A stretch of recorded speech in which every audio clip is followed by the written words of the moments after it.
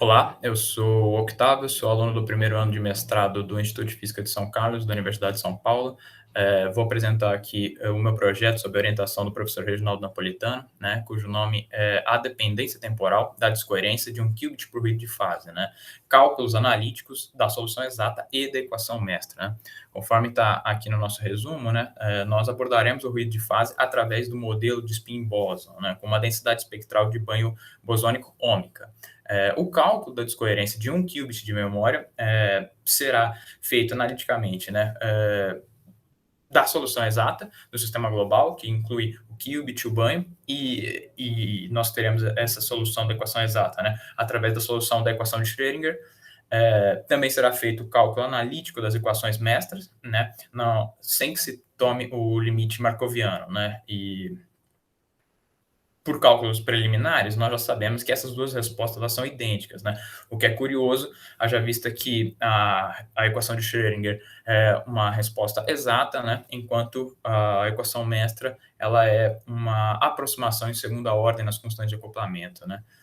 Além disso, nós pretendemos também estudar se é possível ou não obter uma proteção contra o ruído de um qubit de memória no contexto do procedimento de desacoplamento dinâmico contínuo, né? E aí sim nós teremos então o limite markoviano, no qual a nossa equação mestra ela tenderá então para uma equação de Lindblad. No nosso contexto, né, aparece que o controle quântico, sobretudo nessas dinâmicas de spin, tem se tornado cada vez mais relevante dentro do âmbito da ciência da informação quântica. Né? No entanto, a gente esbarra em algumas dificuldades para as aplicações práticas, né? E geralmente essas dificuldades elas são inerentes aos ruídos causados pelas perturbações ambientais, né? Há, evidentemente, um efeito deletério do ambiente sobre o nosso sistema quântico, que é a dissipação de energia, né? Mas aqui no nosso projeto nós não nos ateremos a esse tipo de efeito deletério, nós nos ateremos justamente no ruído de fase, que é o paradigma da descoerência pura. Né? Nós abordaremos, então, o modelo de spin-boson aqui para apenas para o ruído de fase. Né? E no nosso sistema nós utilizaremos essa hamiltoniana, conforme está aqui na direita do slide, no qual a nossa hamiltoniana, então, ela começa com esse primeiro H0, que diz respeito ao nosso sistema, né? Uma característica que esse H0 ele comuta com a matriz de Pauli sigma z, né? E nós temos também aqui, né, uma parte que é concernente ao banho, e no qual nós temos a constante de Planck normalizada, né, vezes, então, esse ômega S, que diz respeito a Sésima energia do modo do nosso banho. Né? Nós temos também o B-Dagger B, né? E no qual o nosso B-Dagger S significa, então, o operador de criação, né? Concernente ao Sésimo modo do nosso banho, enquanto o B, então, o BS seria o nosso operador de aniquilação concernente a esse Sésimo modo. Por fim, nós temos, então, aqui na parte de interação, né, onde nós temos novamente a constante de Planck.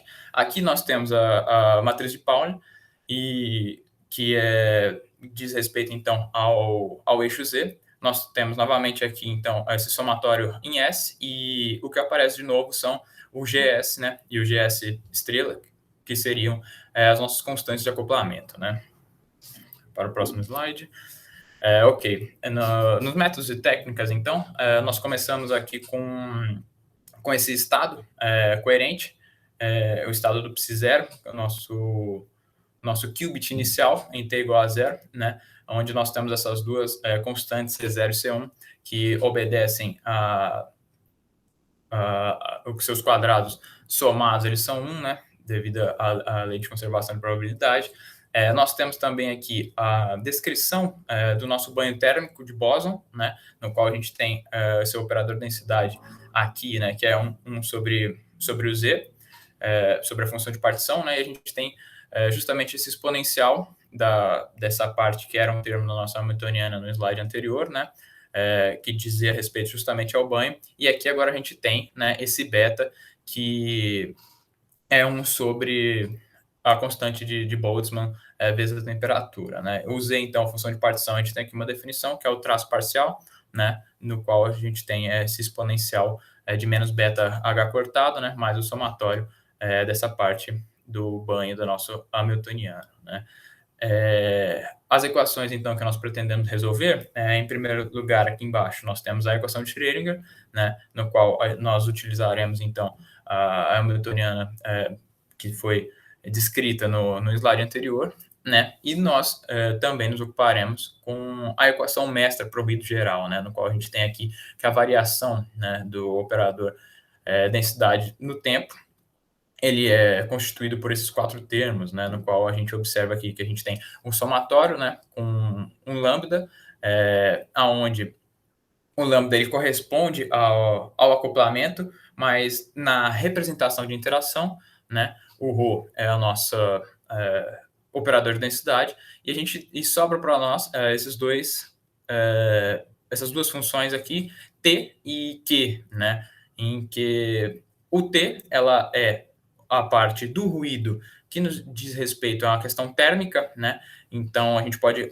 observar aqui na sua expressão que a gente tem dentro do somatório ali, depois do módulo das constantes de acoplamento, a gente tem um exponencial de beta, né? Então, como o beta é o inverso da temperatura, na situação em que a nossa temperatura tenderia para o zero, a gente vai ter, então, essa exponencial subindo de uma forma muito grande, né, o que transforma, então, esse nosso termo T em zero, né, ou seja, numa situação sem temperatura, a gente não teria esse ruído térmico, né. E o nosso outro tipo de ruído aqui, definido pela letra Q, né, a gente vê que não tem essa aparição da temperatura, é o que a gente vai entender, então, que é um ruído de origem meramente quântica, né. Então, dito isso, né, nossa perspectiva, como já fora preludiado no nosso resumo, né, nós objetivamos percorrer toda a teoria que envolve tanto a resolução da equação mestra, que é essa aproximação de segunda ordem nas constantes de acoplamento, quanto a solução exata da equação de Schrödinger, e avaliarmos, então, qual que é uma possível resposta para o que nossos cálculos preliminares apontam para que seja uma coincidência, né? Para além disso, então, a gente tem essa segunda parte, que é um pouco mais ambiciosa, que consistiria em investigar, né, como também já fora dito, qual que é a possibilidade de proteção do estado quântico, né, conforme mostrado nas equações anteriores, qual que é a possibilidade de proteger isso sob o contexto de desacoplamento dinâmico, e no qual, então, nós, diferentemente da outra circunstância da equação mestra, nós tomaríamos, então, o limite marcoviano, no qual a nossa equação mestra, mostrada também no slide anterior, ela tenderia aqui à equação que a gente mostra, que é a equação de Lindblad, né? Esses aqui são os nossos objetivos. Muito obrigado por ter assistido e eu encerro por aqui.